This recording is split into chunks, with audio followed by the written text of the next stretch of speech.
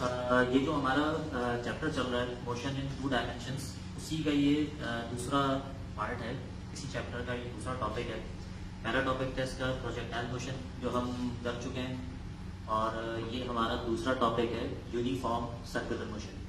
Uniform circular motion देखें क्या चीज़ है कि uniform circular motion can be described as motion of an object in a circle with constant speed. इसमें एक बात को जरा ध्यान में रखिएगा कि इसका मैंने पास्ट पेपर्स में क्वेश्चन आते हुए देखा है कि a body is said to be in uniform circular motion if it is moving with, एक ऑप्शन में दिया हुआ है कांस्टेंट स्पीड और एक ऑप्शन में मौजूद है कांस्टेंट वेलोसिटी, एक ऑप्शन मौजूद है जीरो एक्सेलरेशन और एक ऑप्शन है ऑल ऑफ दीज। तो अक्सर स्टूडेंट्स इस क्वेश्चन में गलती कर जाते हैं कि जब वो देखते हैं कि भाई कांस्टेंट स्पीड की बात हो रही है तो जहन में आता है शायद वेलोसिटी भी कांस्टेंट होगी। कांस्टेंट वेलोसिटी की जब बात होती है तो जहन में आता है कि जब बॉडी की वेलोसिटी कांस्टेंट है उसमें एक्सेलरेशन नहीं है, यानी कि जीरो एक्सेलरेशन का केस आ गया, और आखिरी ऑप्शन आ गया ऑल ऑफ दीज। तो ऐसा लगता है कि शायद ये सही है, लेकिन याद रखिए कि जब भी कोई बॉडी सर्कुलर मोशन में होगी तो उसका जीरो एक्सेलरेशन के साथ मूव करना पॉसिबल नहीं होता, और उसमें एक्सेलरेशन लाजमी होगी। और ये एक्सेलरेशन जो है इसका मतलब है change in velocity per unit time. Acceleration का मामला ये है कि एक्सेलरेशन है vector quantity. Vector quantity magnitude और डायरेक्शन दो चीजों के ऊपर डिपेंडेंट है। अगर वेक्टर का मैग्नीट्यूड चेंज होता है तो हम कहेंगे वेक्टर चेंज हो गया, और अगर वेक्टर की डायरेक्शन चेंज होती है तो भी आप कहेंगे कि वेक्टर चेंज हो गया। यहाँ पर देखें, जब एक बॉडी कांस्टेंट स्पीड से सर्कुलर पाथ में मूव कर रही है, जैसे कि ये स्पीड आ गई इसकी कांस्टेंट, और ये सर्कुलर पाथ में अगर मूव कर रही है तो आप इसकी वेलोसिटी का मैग्नीट्यूड सिर्फ फिक्स कर सकते हैं, लेकिन ऐसा पॉसिबल नहीं कि इसकी डायरेक्शन भी कांस्टेंट कर दी है, इसकी डायरेक्शन आप ठीक नहीं रख सकते। इस बात को एक्सप्लेन करने के लिए इस डायग्राम को जरा चेक करें। इस डायग्राम में देखें बॉडी को मूव करते हुए दिखाया गया है जो कि एक सर्कुलर पाथ में मूव कर रही है, सर्कल का रेडियस है r। ये बॉडी इस तरीके से मूव कर रही है, आप यूं समझ लें कि ये मैंने मार्कर की डायग्राम बनाई है और मैंने इसे एक स्ट्रिंग के साथ अटैच किया और मैं इसको इस तरह से रोटेट कर रही हूँ, मार्कर घूम रहा है।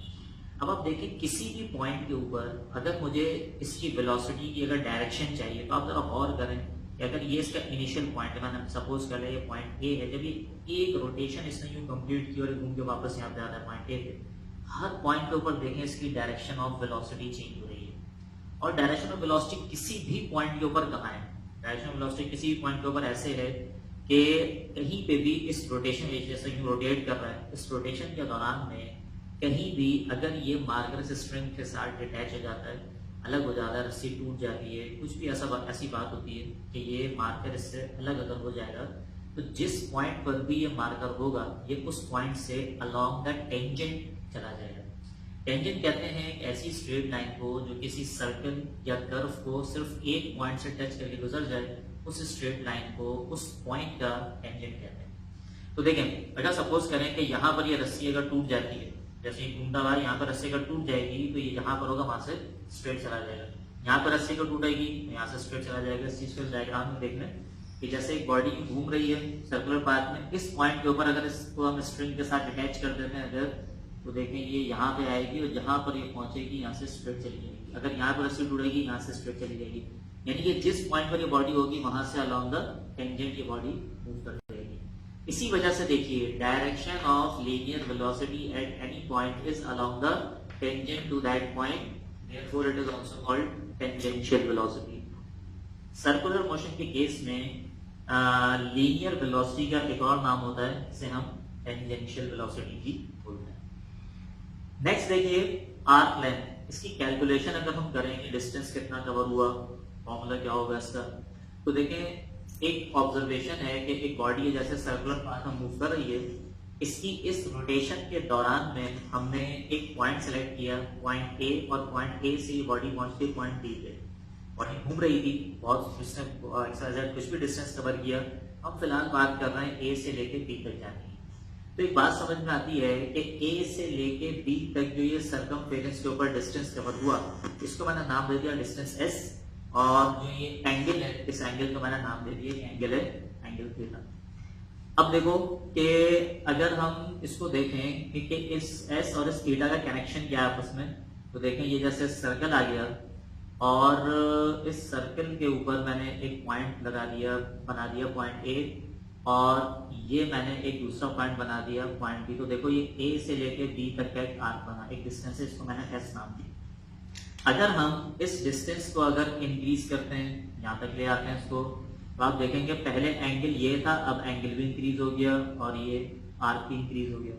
तो आप जैसे जैसे थीटा को इंक्रीज करते जाएंगे, ये पहले यहाँ से इसने स्टार्ट किया, एंगल यहाँ था, एस की वैल्यू कुछ थी, यहाँ तक आपने एंगल को आपने इंक्रीज किया, आर्क की लेंथ भी इंक्रीज हो गई, यहाँ तक आएगा आर्क लेंथ और इंक्रीज होगी और इंक्रीज होगी और इंक्रीज, यानी कि थीटा को आप जैसे जैसे बढ़ाते जाएंगे वैसे वैसे आर्क लेंथ भी बढ़ती जाएगी। तो इससे क्या समझ में आया कि arc length is directly proportional to theta, और s इक्वल टू क्या हो जाएगा, देखें सेंटर से लेके किसी भी पॉइंट तक के डिस्टेंस को सर्कल के हम कहते हैं रेडियस।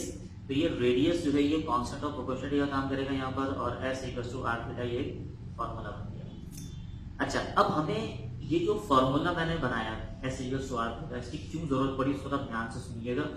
और देखें इससे पहले जो हमने लीनियर मोशन के बारे में जो कुछ भी बातें की हैं, उनमें से ज्यादातर चीजें ऐसी हैं जो कि हमें पहले से ना कॉन्सेप्ट क्लियर होते हैं, जिनके वो हमें इतना कंफ्यूज नहीं करती वो चीजें। लेकिन ये जो सर्कुलर मोशन है ना, इसके मामला ना थोड़े से टेक्निकल है, उसकी वजह शायद ये है कि ये आपके हर वक्त के रूटीन में चीजें इस्तेमाल नहीं हो रही। जिससे जरा ध्यान से सुनिएगा इसको। देखिए सिचुएशन ये है कि अगर हम बात कर रहे हैं इस फॉर्मूले के बारे में, हमें फॉर्मूले की जरूरत क्यों पड़ती है, तो इसका जवाब ये है कि हम असल में थीटा का एक यूनिट बनाना चाहते हैं। आप सब ये बात जानते हैं कि किसी भी फिजिकल क्वांटिटी का यूनिट उसके फॉर्मूले से पता चलता है। तो अगर आपको थीटा का यूनिट चाहिए तो थीटा का फॉर्मूला होना चाहिए। हमने इससे पहले किसी फॉर्मूले में सिंबल थीटा यानी एंगुलर डिस्प्लेसमेंट आते हुए आज तक नहीं देखा। इससे पहले बहुत सारे ऐसे फॉर्मूले गुजरे हैं जिनमें हमने थीटा की वैल्यू देखी। मेरे पिछले लेक्चर जितने भी हैं वेक्टर्स के चैप्टर में तकरीबन हर फॉर्मूले में आपने थीटा देखा। इसी तरह से वेक्टर के अलावा जैसे प्रोजेक्टाइल मोशन में आपने देखा, हर टॉपिक के अंदर आपने थीटा फॉर्मूले में आपने आते हुए देखा। मैं यहाँ पर जो कह रहा हूँ कि पहला फॉर्मूला है जिसमें आपने थीटा देखा, एंगुलर डिस्प्लेसमेंट को आते हुए देखा है, ये पहला ऐसा फॉर्मूला है इसमें सिर्फ थीटा लिखा हुआ है, इसमें साइन कॉस और टैन की वैल्यूज नहीं लिखी है। तो ये वो फॉर्मूला है, बेसिक फॉर्मूला, जो आपको इस एंगल की थीटा की यूनिट को डिफाइन करेगा। और जब आपको यूनिट समझ में आएगा, जब आपको ये क्वांटिटी समझ में आएगी। यूनिट का मतलब याद रखिए, कोई भी फिजिकल क्वांटिटी यूनिट के बगैर समझ में नहीं आती। और यूनिट का मतलब होता है वन, यानी किसी भी फिजिकल क्वांटिटी को आप उसका वन समझे बगैर उस क्वांटिटी को आप समझ नहीं सकते। तो अगर आप एंगुलर डिस्प्लेसमेंट को समझना चाहते हैं तो आपको इसके लिए यूनिट चाहिए होगा, थीटा का यूनिट, और यूनिट पता चलता है फॉर्मूले से। तो ये हमारे पास एक फॉर्मूला आ गया, इस फॉर्मूले से हम इसका यूनिट बनाएंगे। मैं ये बात जब एक्सप्लेन करता हूँ तो अक्सर स्टूडेंट मुझसे ये सवाल करते हैं कि सर एंगल की तो वैल्यू यूनिट हमें पता है डिग्री होता है, और ये बात सही भी है, एंगल का यूनिट डिग्री होता है बिल्कुल, लेकिन हमें चाहिए एसआई यूनिट। देखिए फिजिक्स की नजर में वो यूनिट है जिसके जब आप बेस यूनिट में जाएं तो आपको 7 फंडामेंटल यूनिट्स में से कम कोई एक यूनिट मिलना चाहिए। 7 फंडामेंटल यूनिट्स का मतलब हुआ मीटर, किलोग्राम, सेकेंड, एम्पेयर, मोल, केल्विन, कैंडेला। इन सातों में से कम कोई एक यूनिट जिस फिजिकल क्वांटिटी के अंदर होगा उस चीज को फिजिक्स यूनिट मानेगी, बाकी यूनिट नहीं होते। आप किसी फॉर्मूले में उस यूनिट को यूज नहीं कर सकते। तो यहाँ पर भी देखें, हमने इस फॉर्मूले से एक यूनिट बनाया, theta equal to s upon r. इस फॉर्मूले में आप थीटा को आर को यहाँ पर ले जाएंगे, s upon r equal to theta हो गया। एस यहाँ पर आर लेंथ है, इसका यूनिट होता है मीटर। आर यहाँ पर रेडियस है, इसका यूनिट भी होता है मीटर। मीटर अपॉन मीटर को हम कहते हैं रेडियन। अब देखें जो डिग्री यूनिट है ना, डिग्री और रेडियन का क्या मामला है, देखें ध्यान में रखें एक बात कि मुझे मालूम है इस बारे में कि आप सबका रेडियन से ज्यादा अच्छा कॉन्सेप्ट क्लियर है डिग्रीज का। जैसे मैं एक बात बोल रहा हूँ कि भाई 90 डिग्री, एक एंगल मैंने बोला 90 डिग्री, तो आप सबके जहन में परपेंडिकुलर आता है। अगर मैं कहता हूँ 180 डिग्री, आप सबके जहन में ऑपोजिट डायरेक्शन जहन में आती है। अगर मैं कहूँ एक एंगल 360 डिग्री, आप सबके जहन में आएगा कंप्लीट सर्कल 360 डिग्री का मतलब। लेकिन ये इसका मतलब तो ये हुआ कि डिग्री आपको बड़ा अच्छा कॉन्सेप्ट क्लियर है, लेकिन याद रखिए डिग्री फिजिक्स की नजर में कोई यूनिट नहीं मैं आपको एक छोटी सी मिसाल बताता हूँ कि आप डिग्री को किसी फॉर्मूले में यूज क्यों नहीं कर सकते। और ये बात समझाने से पहले आपको जनरल एक एग्जांपल जो हमारी आम जिंदगी में इस्तेमाल हो रही है उससे रिलेटेड मैं आपको एक एग्जांपल बताता हूँ, आपको मेरी बात मजीद क्लियर हो जाएगी। बाज़ औक़ात ऐसा होता है कि कुछ चीज़ें होती हैं जो हमारे जहन में होती हैं, हम उसको यूज़ कर रहे होते हैं लेकिन फिजिक्स उसको यूनिट नहीं मान रही होती। मिसाल के तौर पर हम सब ये बात जानते हैं कि डिस्टेंस का जो SI यूनिट होता है मीटर। हमें पता है इस बारे में, और हम कोई न्यूमेरिकल सॉल्व करते हैं तो पता होता है कि अगर मीटर में अगर कोई किसी और यूनिट में अगर डिस्टेंस है और आपने उसकी कन्वर्जन अगर नहीं की तो आपको पता होता है कि आपका जो आंसर आएगा वो सही नहीं आएगा। तो उसके बावजूद मैं आपको एक एग्जांपल बताता हूँ कि अगर मैं आपको बोलूँ किसी इंसान के बारे में, यार फला बंदा है, उसकी हाइट 1.8 मीटर है, मुझे पता आप में से किसी एक के समझ में नहीं आएगा ये कितनी हाइट है, 1.8 मीटर। हालांकि मैंने ऐसा यूनिट में बात की है, उसके बावजूद आप बोलेंगे यार ये समझ नहीं आ रहा क्या है, मतलब ज्यादा है कम है जो भी है। लेकिन अगर इसी बात का मैं यूं कह दूं कि एक बंदा उसकी हाइट है 6 फीट, जो 1.8 मीटर है ना, ये अप्रोक्सीमेट तकरीबन 6 फीट की हाइट बनती है। अगर मैं 6 फीट बोलूंगा ना, आपके जहन में फौरन डायग्राम आ जाएगी। आप जानते हैं इस बारे में कि डिस्टेंस का SI यूनिट मीटर होता है, उसके बावजूद अगर मैं मीटर में बात करूंगा तो आपको मेरी बात समझने में प्रॉब्लम होगी। मैंने फीट या इंचेस में बात की तो आप ज्यादा अच्छा उसको इमेजिन कर पाए। इसी तरीके से किसी घर के बारे में आपसे कहा जाता है कि फला घर है, उसका जो एरिया है वो डैश स्क्वायर मीटर्स है। मैं मीटर्स में बात कर रहा हूँ और मैं आपसे पूछूं बताओ ये घर बड़ा घर होगा कहलाएगा, छोटा घर कहलाएगा? अगर मैं इस तरह से आपसे बात करूँ, मुझे पता है अगर मैं मीटर्स में बोलूंगा आप में से किसी के भी जहन में ये बात नहीं आएगी कि ये कितना बड़ा घर है। लेकिन अगर ये बात अगर मैं स्क्वायर यार्ड्स में अगर बात करूँ, गज में अगर बात करूँ, 240 यार्ड 240 गज की बात की जाए, 1000 गज की बात, गज में बात होगी ना, आपके सामने फौरन कॉन्सेप्ट आएगा कि यार हाँ ये बड़ा है छोटा है, जो भी आप इसको कहना चाहते हैं। कहने का मकसद ये है कि एक होता है SI यूनिट, एक होता है हमारे आम रूटीन में यूज होने वाला यूनिट। तो डिग्री और रेडियन का भी यही मामला है कि डिग्रीज जो यूनिट है, ये यूनिट है असल में हमारे आम जिंदगी में यूज होने वाला। लेकिन जब आप कहीं पर भी कोई कैलकुलेशन करेंगे, कोई फॉर्मूला यूज करेंगे, तो वहां पर आप इस यूनिट को इस्तेमाल नहीं करेंगे, आपको रेडियस में कन्वर्जन करनी पड़ेगी। जैसे आप जानते हैं कि अगर मीटर में कन्वर्जन नहीं करते हैं तो हमारी कैलकुलेशन गलत हो जाती है, आंसर सही नहीं आता। वैसे ही रेडियंस में कन्वर्ट किए बगैर अगर आपने कैलकुलेशन की, आपका आंसर गलत आएगा। और ये तमाम बातें मैं सिर्फ उन फॉर्मूलों के लिए कह रहा हूँ, उन इक्वेशंस के लिए जिनमें आप थीटा इस तरह लिखता हुआ देख रहे हैं, साइन कॉस या टैन, कोई ट्रिग्नोमेट्रिक फंक्शन मौजूद नहीं है, सिर्फ थीटा लिखता हुआ, वहां पे आपने कन्वर्जन लाजमी कर दिया। ये जो मैंने अभी हाइट वाली बात की, एरिया वाली बात की, ये एक एग्जाम्पल, ऐसी जनरल एग्जाम्पल, मैं आपको फिजिक्स से रिलेटेड भी इसकी एक एग्जाम्पल बताता हूँ। साइंटिफिक रीजन है क्या, क्यों कन्वर्जन जरूरी है, आइए जरा उसको भी चेक कर लेते हैं। देखिए मैंने फिजिकल क्वांटिटी का नाम लिख दिया स्पीड, एक यूनिट। आपसे हम बोलूंगे भाई बताएं स्पीड का फॉर्मूला क्या होता है, आपके सामने फौरन आएगा डिस्टेंस यानी कि S और divide by time, distance upon time equal to आपने कह दिया स्पीड। यही सवाल अगर आप मुझसे बोलते हैं कि सर स्पीड का फॉर्मूला बताएं, और मैं फॉर्मूला ये लिख दूं V इक्वल टू √T, यहाँ पे T है टेंशन, डिवाइड बाय म्यू, यहाँ पर म्यू है डेंसिटी, लीनियर डेंसिटी। तो आपके जहन में आएगा सर ये क्या मजाक है। हमारे जहन में हमेशा स्पीड सुन के दो बातें जहन में आती हैं, डिस्टेंस अपॉन टाइम, लेकिन आपने तो अजीब ही कहानी लिख दी। ये ऊपर आपने लिख दिया टेंशन, नीचे आपने लिख दी लीनियर डेंसिटी, तो ये क्या बात बताया। और प्लस एक और चीज, स्क्वायर रूट भी लग गया ऊपर से। हम कैसे मान लें कि ये यूनिट जो है स्पीड का यूनिट है? मैं आपको उसको वेरीफाई कर सकता हूँ कि देखिए मैं करूंगा ये, मैं इसके यूनिट को चेक करूंगा, इसका यूनिट क्या है, और आप खुद डिसाइड कीजिएगा ये क्वांटिटी क्या है। मैंने यहाँ पे लिखा अंडर रूट, टेंशन का यूनिट मैंने लिख दिया न्यूटन, और ये जो लीनियर डेंसिटी लिखी हुई है, लीनियर डेंसिटी का मतलब होता है मास पर यूनिट लेंथ। जैसे डेंसिटी होती है मास पर यूनिट वॉल्यूम, वैसे ही लीनियर डेंसिटी होती है मास पर यूनिट लेंथ। इसको आप फॉर्मूले में कैसे लिखेंगे, m अपॉन l। जैसे डेंसिटी मास अपॉन वॉल्यूम होती है, मास यहाँ पर मास पर यूनिट लेंथ होने की वजह से मास अपॉन लेंथ लिखेंगे आप इसको। मास का यूनिट होता है किलोग्राम, लेंथ का यूनिट होता है मीटर। इसको मैं यहाँ पे लिखूंगा यूनिट में, इसको मैंने लिख दिया किलोग्राम पर मीटर, ये लीनियर डेंसिटी का यूनिट आ गया।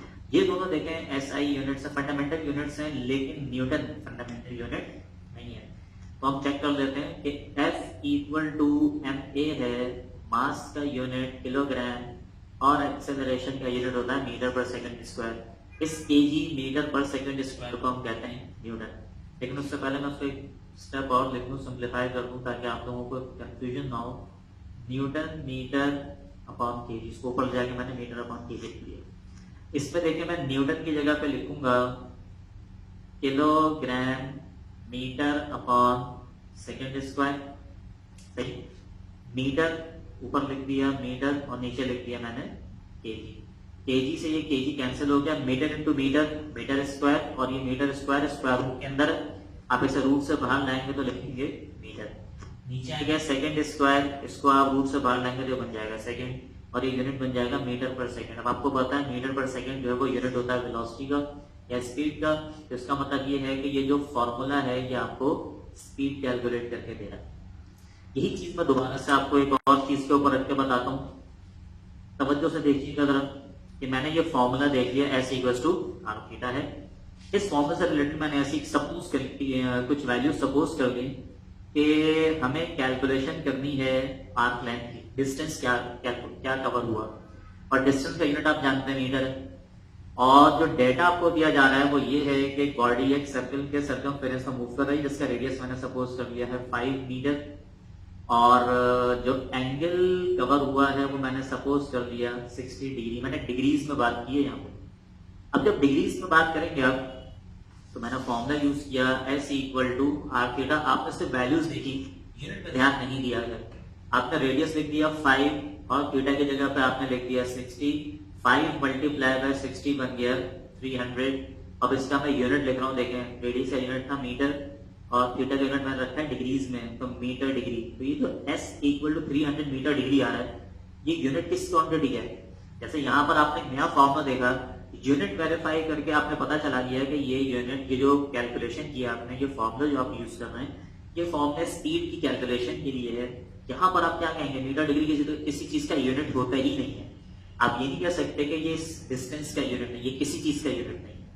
तो अब आप देखें कि अगर मैं किसी तरीके से इस 60 डिग्री को रेडियंस में कन्वर्ट करूं, रेडियंस में अगर कन्वर्ट करते हैं इसको, तो इक्वल टू, अच्छा ये कैलकुलेशन मैं इसके भी नहीं कर रहा हूं, मैं सिर्फ एक वैल्यू ऐसी सपोज करके एक डैश लगा देते हैं, डैश रेडियन कन्वर्जन कर लिया हमने, जो भी कन्वर्जन किए उसके बाद ये इसके वैल्यू आ गई डैश रेडियन। यही वैल्यू मैं दोबारा यूज करता हूं, तो मैंने 5 को मल्टीप्लाई का डैश जो भी नंबर आया कन्वर्जन करके, और अब मैं इनके यूनिट्स भी लिखूंगा साथ में। तो इसका यूनिट हो जाएगा मीटर और मैंने थीटा को रखा है रेडियंस में। तो 5 मल्टीप्लाई बाय डैश, ये एक मैग्नीट्यूड आ गया, कोई भी ऐसा जो भी मैग्नीट्यूड आ गया, इसका यूनिट जरा चेक करें, यूनिट क्या आएगा। मीटर मल्टीप्लाई बाय, देखें रेडियन फंडामेंटल यूनिट्स के लिस्ट में मौजूद नहीं है, जैसे यहाँ पे न्यूटन नहीं था। रेडियन की जगह पे आप क्या देखेंगे, रेडियन इक्वल होता है मीटर डिवाइड बाय मीटर के। मीटर अपॉन मीटर आपने लिखा है, मीटर से मीटर कैंसिल हुआ और डिस्टेंस की वैल्यू आ जाएगी डैश मीटर्स।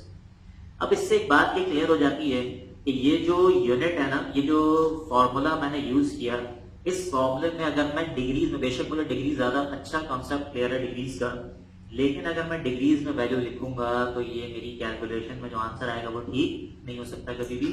तो जरूरी है कि रेडियन आप लिखेंगे, क्योंकि रेडियन में मीटर अपॉन मीटर जब कैंसिल होगा तो आप इस डिस्टेंस के यूनिट में मीटर बोलेंगे, जो भी कैलकुलेशन होगी वो रेडियंस में होना जरूरी है। तो इस पूरे चैप्टर में आपका वास्ता पड़ेगा इस बात से कि ऐसे फॉर्मूले आप यूज करेंगे जिनमें थीटा आपको दिख रहा होगा और थीटा का यूनिट जो है वो आप कन्वर्ट करेंगे रेडियंस में, अगर वो नहीं है।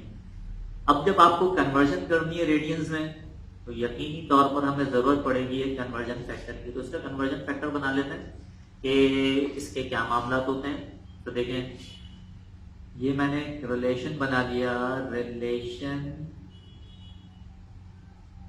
Between degree and radian. Degree और रेडियन के दरमियान रिलेशन जरा देखते हैं क्या है। तो देखिए, सबसे पहले मैं यहाँ पे एक फॉर्मूला लिखता हूं, S equal to r theta. इसे मैंने नाम दे दिया इक्वेशन नंबर 1 का। अच्छा, उसके बाद फॉर 1 रेवोल्यूशन, अगर एक रेवोल्यूशन कंप्लीट हो जाती है, इसे डायग्राम से देख लेते हैं। जैसे एक बॉडी है, उसने पॉइंट ए से डिस्टेंस कवर करना शुरू किया, घूम के बॉडी वापस आ जाती है पॉइंट ए के ऊपर, ए से चलकर बॉडी वापस आ गई पॉइंट ए के ऊपर, तो इसका मतलब ये हुआ कि जो सरकमफेरेंस है ये कंप्लीट हो गया, कंप्लीट सरकमफेरेंस इस बॉडी ने कवर किया। तो इस सरकमफेरेंस के कंप्लीट होने के लिए हम सरकमफेरेंस का फॉर्मूला लिख देते हैं, एस इक्वल टू, बल्कि आप लोगों को कंफ्यूजन न हो इसलिए मैं लिख देता हूँ, ये मैंने सरकमफेरेंस लिख दिया, एस इक्वल टू सरकमफेरेंस जाएगा अगर 1 रेवोल्यूशन कंप्लीट हो जाती है। सरकमफेरेंस का एक फॉर्मूला होता है, आप सबके जहन पे रिफ्लेक्ट करेगा फॉर्मूला, आप सब जानते हैं कि सरकमफेरेंस और सर्कल का फॉर्मूला होता है 2 पाई आर। तो यहां मैंने लिख दिया s equal to 2 pi r, और इसको मैंने नाम दे दिया इक्वेशन नंबर 2 का। अब मैं दोनों इक्वेशन को करूंगा कंपेयर, कंपेयर कर दिया इसको आपने, कंपेयरिंग इक्वेशन 1 एंड 2। तो इक्वेशन 1 और 2 का आप कंपेयर करेंगे तो ये बन जाएगा r theta equal to 2 pi r. एक बात और फिर से ध्यान में रखें कि ये जो मैंने कंपैरिजन किया दोनों इक्वेशंस का, ये कंपैरिजन कहाँ के लिए हो रहा है कि आर थीटा 2 पाई आर के इक्वल कब होगा, फॉर 1 रेवोल्यूशन। जब 1 रेवोल्यूशन कंप्लीट होगी, जब ये इक्वल होंगे, ये हमेशा इक्वल नहीं होते। रेडियस को ले जाइए इक्वेशन के दूसरी तरफ, तो 2 pi are divide by are, मैंने आर से आर कैंसिल किया, और थीटा इक्वल हो जाएगा 2 पाई। अब मुझे इसका लिखना है यूनिट। जब मैं इसका यूनिट लिखूंगा तो देखें इसका यूनिट मेरे पास दो है, या तो डिग्री या तो रेडियन। इस रेडियस का यूनिट होगा मीटर, इस रेडियस का भी यूनिट होगा मीटर। मीटर अपॉन मीटर को हम कहते हैं रेडियन। देखें इससे पिछले चैप्टर्स में मैंने ये बात की कि हर चैप्टर का एक की पॉइंट होता है।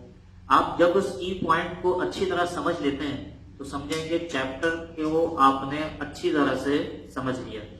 तो यहां पर भी देखें यही वाली बात है, इसका एक की पॉइंट है ये इस चैप्टर का। आपने जुमला याद रखना है बिल्कुल इस तरीके से, जैसे जब हमने वेक्टर्स का चैप्टर पढ़ा था तो मैं एक पॉइंट हर बात पे रिपीट करता रहा हूं कि वेक्टर के मैग्नीट्यूड का फॉर्मूला क्या होता है। स्क्वायर रूट के अंदर आई वाले टर्म का स्क्वायर, जे वाले टर्म का स्क्वायर, के वाले टर्म का स्क्वायर। इसी तरीके से सर्कुलर मोशन और हर चैप्टर जहां सर्कुलर मोशन की एप्लीकेशन है वहां पर ये जुमला बहुत रिपीट होगा। अच्छी तरह से इस बात को ध्यान में बैठा लीजिए। वो ये दो बातें हैं कि for 1 complete revolution theta equal to 2 pi radian. इस बात को याद करना अच्छी तरह से, for 1 revolution theta equal to 2 pi radian. आप इसको 360 डिग्री भी कह सकते हैं, लेकिन 360 डिग्री यूनिट के लिहाज से सही नहीं है, इसलिए आपने रेडियंस में बात करनी है कि for 1 complete revolution theta equal to 2 pi radian. अब आ जाइए जरा इसकी कन्वर्जन के ऊपर कि 1 डिग्री में कितने रेडियन और 1 रेडियन में कितने डिग्रीज होते हैं। तो देखें 1 रेवोल्यूशन जब कंप्लीट हो जाती है, 1 कंप्लीट रेवोल्यूशन, तो देखो थीटा की वैल्यू 1 कंप्लीट रेवोल्यूशन में होती है 360 डिग्री, और रेडियंस में थीटा की वैल्यू होती है 2 पाई रेडियन। ये हमने कैलकुलेट किया, ये आपको पहले से मालूम था। इन दोनों को अगर हम कंपेयर करें तो पता चलता है कि 2 पाई रेडियन इक्वल होता है 360 डिग्रीज के। इसको आप वहां जाके डिवाइड कर दें तो 1 रेडियन। देखिए यहाँ क्वेश्चन लिखा हुआ, इसका मतलब है यहाँ 1 मौजूद है। मैं इस 1 को यहीं पर रहने दूंगा और 2 पाई को मैंने वहां जाके डिवाइड कर दिया, तो 360 डिवाइड बाय 2 पाई हो गया ये।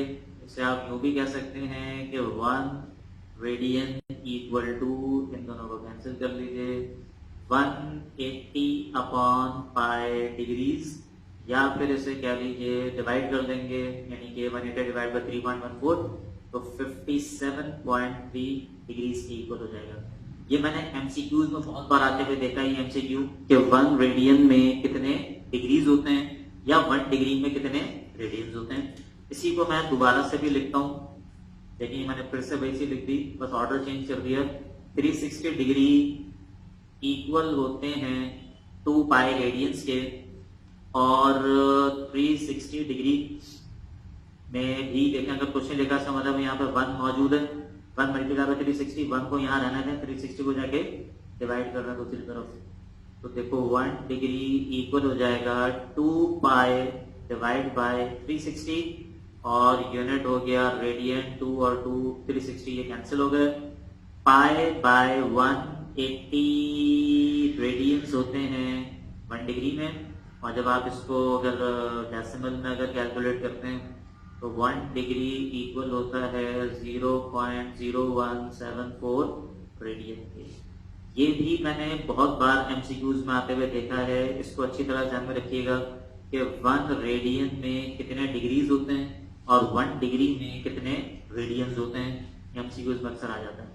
अभी तक की मेरी बताई गई तमाम बातों में जो सबसे इंपॉर्टेंट बात है वो ये वाली पॉइंट को अच्छी तरह ध्यान में रख लें। ये नेक्स्ट किसी भी टॉपिक के अंदर इस पॉइंट का आपको बहुत काम आएगा कि जब भी मैं आपसे सवाल पूछूंगा कि फॉर 1 कंप्लीट रेवोल्यूशन, तो आपके जहन में फौरन आना चाहिए 2 पाई रेडियंस। 360 डिग्री की आप सोचेंगे, लिखेंगे नहीं कभी भी, क्योंकि 360 डिग्री कैलकुलेशन में मैग्नीट्यूड के लिहाज से तो ठीक है, लेकिन यूनिट के लिहाज से ये सही नहीं होगा।